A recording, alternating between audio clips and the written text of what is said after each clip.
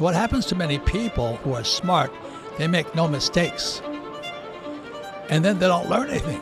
Homelessness is spreading because of the central bank called the Fed. 1773 was the Boston Tea Party. America fought Mother England. So you can't tax us. Yeah.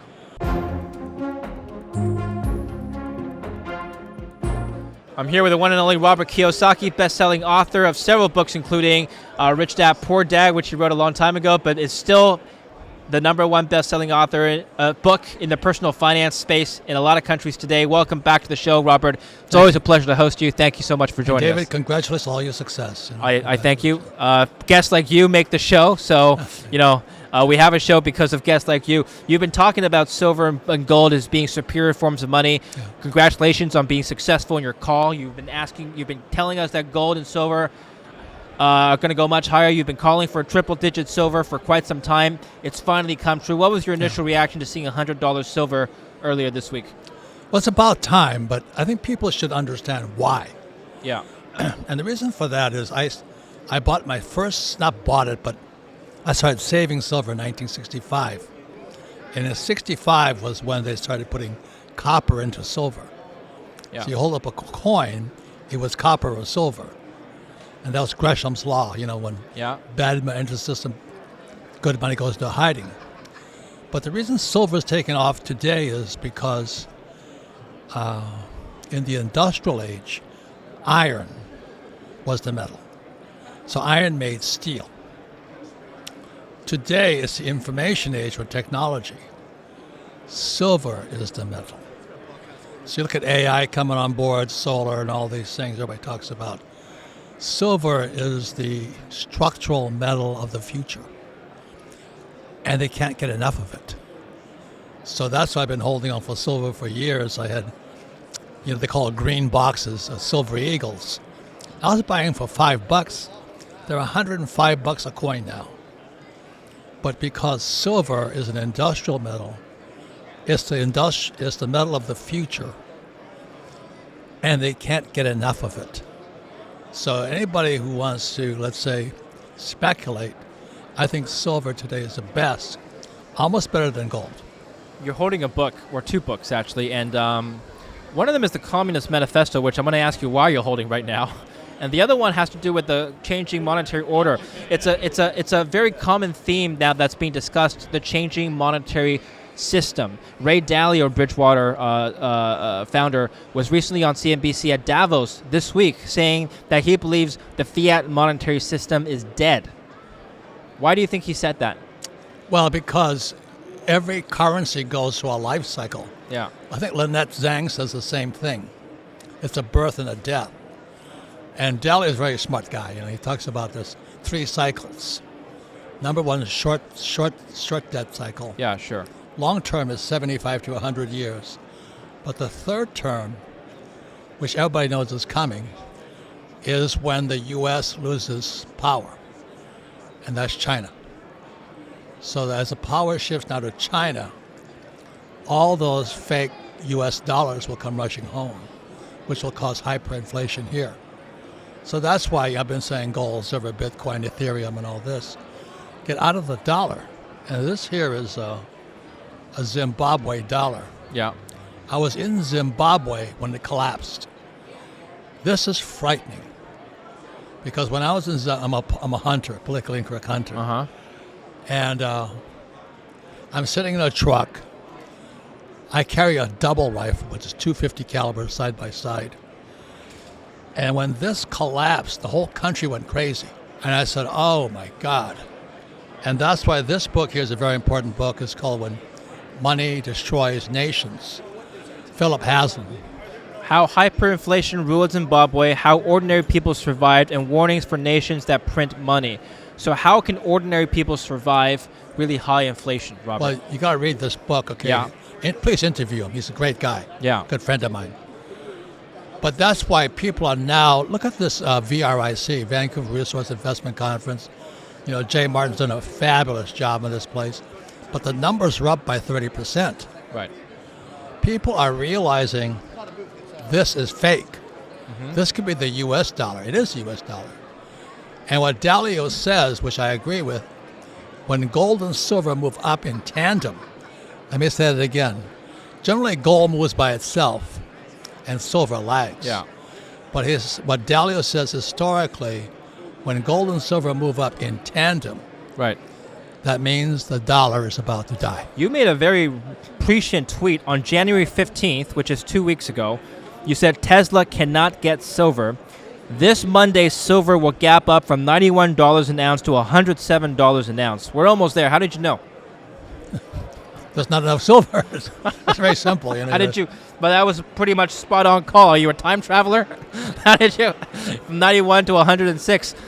I don't know. I just get a But gut feel. don't you think that Tesla, Samsung, all these big guys are going to want to use less silver now that it's so expensive? What could they use? I don't know. That's the point. Silver, let me say it again, because Yeah. iron was the metal for the industrial age. Silver is the metal Yeah. for the information age. So you have AI kicking in right now. Unemployment is going to go through the roof, as we all know. But so is the consumption of silver and power. So I'm investing in oil and natural gas because AI is going to take silver, oil, and natural gas for the future. Before we continue with the video, let's talk about today's sponsor, Monetary Metals. With gold prices having hit all-time highs, we know why people hold gold. It's because it's real money. But what if your gold could do a lot more than just sit in a vault? Well, that's where Monetary Metals comes in. They offer a way for you to earn a yield on your gold paid in physical gold. Through their leasing marketplace, you can earn up to 4% yield per year in gold. That means instead of storing your gold in a vault and letting it sit idle, you can lease it out to vetted businesses in the gold industry and get paid in more gold. Thousands of investors are already earning a monthly yield in gold and silver through Monetary Metals, so scan the QR code here or go to monetary-metals.com/Lin. Link in the description down below to learn more. Don't just hold gold, put it to work. You've said a long time ago that gold and silver are God's money. Yeah. So ultimately, as an investor, do you care where the price is at? Not really. I only count the ounces, David. Yeah, How many ounces do you? Because I don't spend it. sure. I basically just stuck it away. Yeah. A friend of mine stood on stage the other day and he said, I have lots of gold and silver and I keep it at my house. Everybody laughed at him and said, Right. why don't you just invite everybody over to steal it? You know? You don't keep it at your house, idiot. Is Bitcoin still real money for you? It hasn't performed this well this last year. I like Bitcoin because it's scarcity. It's 21 million copies can only be made. Yeah. It's blockchain technology. So Ethereum fits, Donald Trump's my friend. People hate the guy. But Ethereum is going to give stability to crypto. So if you and I start, Asian guy crypto, Right. we'd use Ethereum to anchor it to either a bond or gold. So Ethereum is the glue. It's the blockchain. Sure. So that's why I'm high on Ethereum also. Okay. You're a big proponent of using cash flow to your advantage. You even have a cash flow board game that we played last year together on stage. That was a lot of fun. Yeah. But gold and silver, they don't generate cash flow. So how does gold and silver fit in someone's portfolio? I don't really think of it that way. I think Okay. of it as, Social Security. Sure, okay. And I started saving silver for one reason. I knew because of the Zimbabwe dollar, when it collapsed, the question is, David, what's money? So let's say the dollar goes down, the loonie goes, the Canadian goes down, or the euro goes down. Then the question is, what is money? And so that's why I started saving silver eagles. Yeah. Because if a push came to a shove, the dollar goes down, the Canadian dollar goes down, the euro goes down, I can still take that silver eagle and exchange it for food. It's still money. Gold and silver are money. Everything Do you think else, the U.S. dollar is going to one day suffer the same fate as the Zimbabwe dollar? we're close. That's what Dalio is saying. When gold and silver move up in tandem, it means the smart money is dumping dollars Yeah. and going to gold and silver. On top of that is information age. the technology age. So silver is going by itself now. But why is that happening? Is it because of the debt situation or something else? Oh, lots of reasons, but Yeah. America is the biggest debtor nation in world history, Right. and we still print money to solve. If we did that, we go to jail. Mm-hmm. So the United States, the Fed, and all that, they got to end those guys. Yeah. It's terrible. When you look around the world, Robert, which events or headlines do you think will have the most consequence on global markets, whether it be gold or silver or Bitcoin or stocks? That's a tough one to say, but I think between you and me, what can little guys do? People talk about the Fed or this. Or Yeah. I go, what can you do? Right. And I like silver, I like gold, I like Bitcoin. Sure. And the Fed can do what they're going to do, and Yeah. the Treasury's going to do what they're going to do. But what am I going to do? The point is, history is repeating. And history reports that people don't learn from history. So that's why I think we're in for the collapse of the U.S. dollar. Yeah. As a worst case scenario, I hope it doesn't happen, but I'm prepared for it if it does happen. Japan has a very important role to play in the global economy. Just last week, the Japanese Prime Minister announced new fiscal measures. Immediately, the Japanese yield spiked up to record levels. Yield went up, their bonds went down. What does that mean for the rest of the global economy? We're in chaos right now. Yeah. The other thing that happened is you got to be careful where you invest.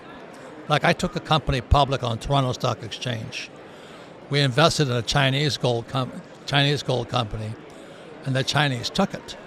They nationalized my gold company. So they talk about country risk. Well, in the world today, there's state risk. Look at what California just did. They're putting a tax on billionaires. So that was this week or last week, 2026. The ultra rich are getting out of California Yeah. because they're going to tax their wealth, not their income. So let's say I am Ray, rich guy in California. I own a Monet. The Monet is worth $10 million. They're going to tax me on $10 million. Is that why you're holding the Communist Manifesto? Why? That's the Why are you walking California around? Manifesto. Why are you walking around with that book at the VRIC, Robert? Well, because when I was 1965, I went to military school. Yeah. And my economics teacher said, gentlemen, he was a West Point graduate. I was at Kings Point, Merchant Marine Academy graduates. He says, I said, why are we studying the Communist Manifesto? He says, you must know your enemy. So communism is an economic religion. Capitalism is an economic religion. And what this economics teacher in New York was teaching us, most Marxists, most cool teachers are Marxists. My poor dad and my family are Marxists. They don't know it because they don't know they're Marxists. They never studied this stuff. They went to school, they got a job and all this. And communism Marx said something very similar. Marx was an alcoholic. He was an intellectual, as are most college professors. And I grew up in college professors. They believe just because they were straight A students, Yeah. they should tell you how to live your life. That's a Marxist. And the first rule of Marxism is abolition of private property. That's why Californicate they're taxing a wealth tax. So you think you own that oil painting on the wall or your Tesla they're going to tax it because the communists think they own it. That's, Governor Newsom of California. That's why the billionaires are leaving California in droves. Yeah. They're communists. I mean, not the people leaving, but the most Californians are Marxist. They don't know it. Abolition of private property. And what Marx says, what you do is you don't bring people up, you pull the rich down. And so they go like this, and then they said, workers of the world unite. Well, a lot of the younger Wait, people one second. Workers of the world unite. Yeah. Labor unions. What's the biggest labor union in America today? Teachers Union. They're all Marxist. Yeah. My family Marxist. They don't know it. They're good people. They pay their taxes. They teach their kids, go to school, get good grades, save money. They don't know anything about money. That's true, maybe, but a lot of younger people are turning to maybe socialist ideologies because it's harder to get ahead in America now, right? I was just talking to one of my guests, older gentleman. He got out of college and he bought an entire apartment complex, working 3 jobs in college. He saved enough to not just buy one apartment, but an apartment complex right out of college. That's not possible these days. He's a capitalist, Yeah. So how can young people get ahead in a capitalist system? Because if they're not, they're going to turn to people like Karl Marx. Well, it's like food, We all know you put junk food in your body, you have bad results. You put junk in your head, you get bad results also. So that's why I've always said, choose your teachers wisely. My family are good people. Please hear me, they're good people. But they believe in taxing the rich. They believe in labor unions. They believe in that the rich steal from people. They're good people. Economics is an economic religion. People are running for Marxism, and I would say 90% of school teachers are Marxists. They believe in taxation. They believe in taking from the rich. They believe in labor unions. And what Marx said, too, was this: the spread of communism, a graduated income tax is essential for the spread of communism. America was founded as a tax-free nation. 1773 was the Boston Tea Party. America fought Mother England. So you can't tax us. Yeah. So now communism has spread, and California now says, we're going to tax everything you got. That's the abolition of private property. You don't own it, the government owns it now. Okay, so then how does this tie back into gold and silver in the market? So let's go back to the fiat monetary system. Where do you see this ending for gold and silver? It's already rallied tremendously. Well, number one is I bought my first gold in 1972. Yeah. And I bought it in Vietnam. Yeah. Because Nixon took the dollar for gold in 71. Do you realize I had to smuggle that gold in? Because in 72 it was illegal for Americans to own gold. That's how powerful it is. So today, I own lots of gold and silver, but it's not stored in America. Do you think silver could hit $200? Oh, yeah. I can't guarantee it, of course. For but sure, yeah. I think 2026, just because, David, silver is the metal of the information age. So Samsung just came out with a new battery. Yeah. That's going to extend, EV life and all this Right. stuff. But it's going to take more silver. They'd use gold, but gold's too expensive. If in the next 5 to 10 years gold hits $10,000, I'm not saying it will, but let's say it does. That's double from here. What does the world look like when gold is at $10,000? I think that one of the saddest things you can say is that when, I think it was Jefferson and one of those guys, the founding fathers of America, he said if a central bank takes over, because our central bank today, the Fed, is the third attempt, third or fourth attempt. And Americans' founders were fighting central banks because central bank is communism. So what he said that if a central bank takes over our money supply, children will wake up homeless in the land their fathers fought for. So David, homelessness is spreading because of the central bank called the Fed. It's Marxism. People cannot afford to live because when you print money, the rich get richer, poor middle class get poorer.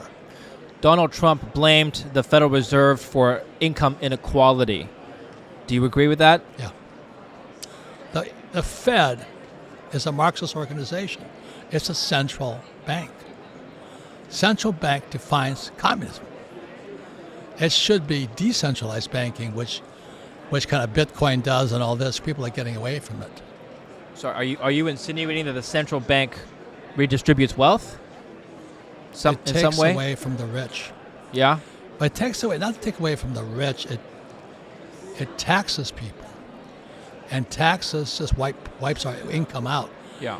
That's the abolition of private property. The spread of communism, a graduate income tax is essential for the spread of communism. Right. So our taxes keep going, and now our government's so bankrupt that California is going to tax everything you got. Yeah. That means you own nothing. You know that someday you'll own nothing and you'll be happy? That's Marxism. Let's finish off in the future then, Robert. Your advice to young people looking for a job in 2027, next year. Let's say they're just ending high school, they're going to college, if you even agree with college these days. What should they study? What should they do with the next couple of years of their lives to prepare for the next 40 years of their lives? Well, I think it's funny. Some woman just sued the school system Yeah. because she learned nothing in college. I think that's hysterical, personally. It's about time. But I say to young people, choose your teachers wisely. Okay. When I was a kid, when I was 7 years old, I was in Sunday school. And my Sunday school teacher said, "Why were the wise men wise?" And I said, "Because they were rich." Yeah. And she goes, "No, they weren't rich." So why do you say they were rich? I said, "Because they had gold, frankincense, and myrrh." She goes, "That's not the reason they were wise." So I said to my Sunday school teacher, "Why were they wise?" They sought the best teacher. So young people, choose your teachers wisely. Be careful what you put in your head, the same as be careful what you put in your mouth. Okay. Final question before I let you go. A lot of people look up to you as an investor. They follow in your footsteps, and they've read your book, multiple books, Rich Dad, Poor Dad.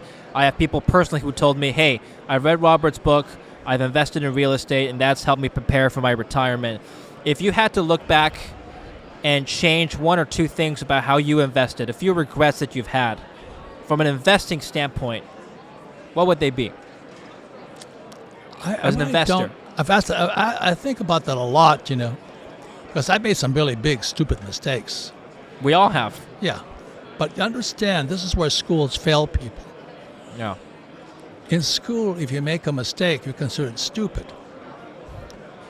But in real life, a baby learns to walk by falling down. Yeah. If you punish a child for falling down, they never learn a thing.